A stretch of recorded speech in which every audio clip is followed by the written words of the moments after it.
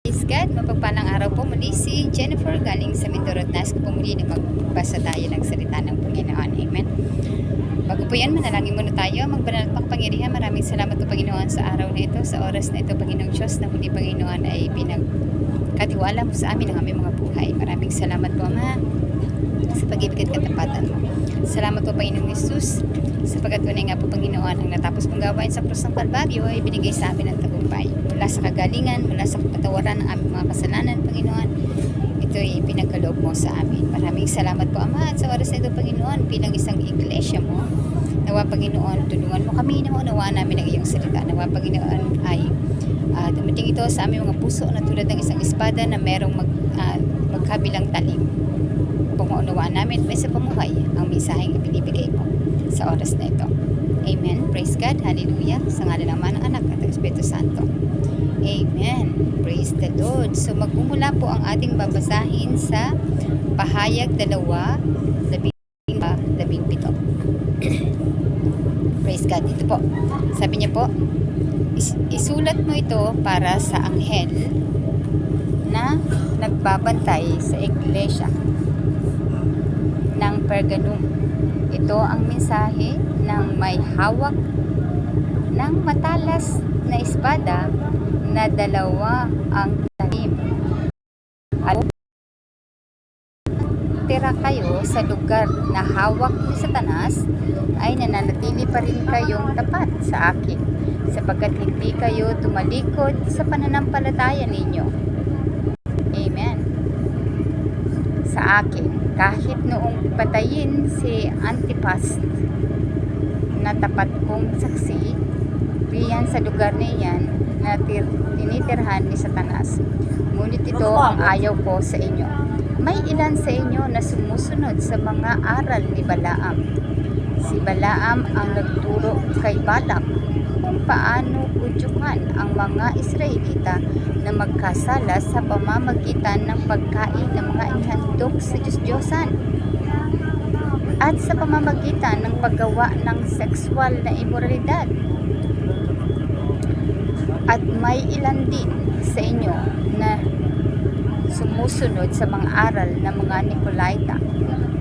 Kaya magsisi nga kayo sa mga kasalanan ninyo sapagkat kung hindi pupunta ako riyan sa lalong madaling panahon at kakalabanin ko ang mga taong iyan na sumusunod sa mga maling aral sa pamamagitan ng espada na lumalabas sa aking bibig.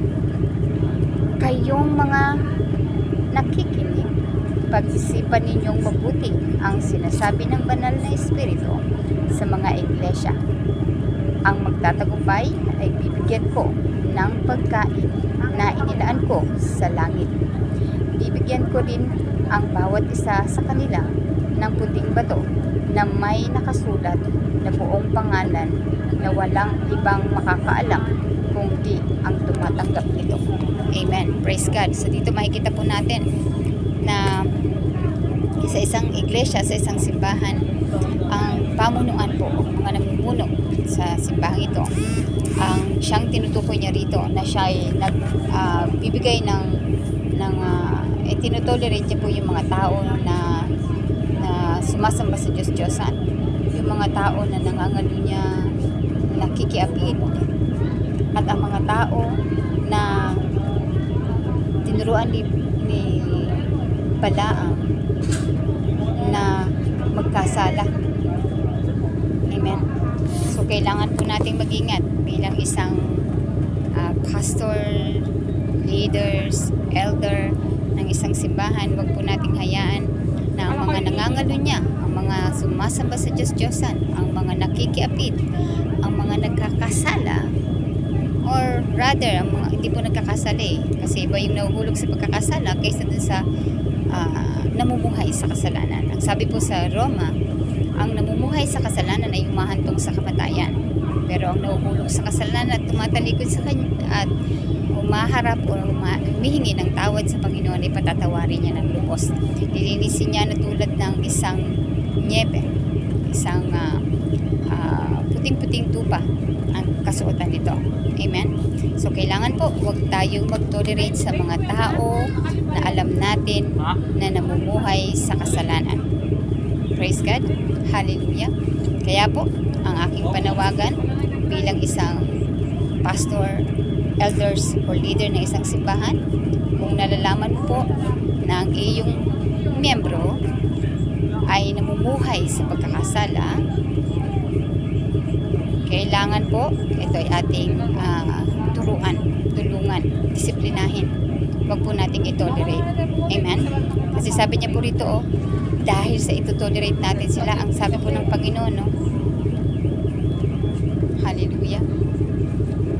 Sapagkat kung hindi kayo hingi ng kapatawaran sa inyong mga kasalanan, pupunta ako riyan sa lalong madaling panahon at kakalabanin ko ang mga taong iyan na sumusunod sa mga maling aral sa pamamagitan ng espada na lumalabas sa aking mga labi.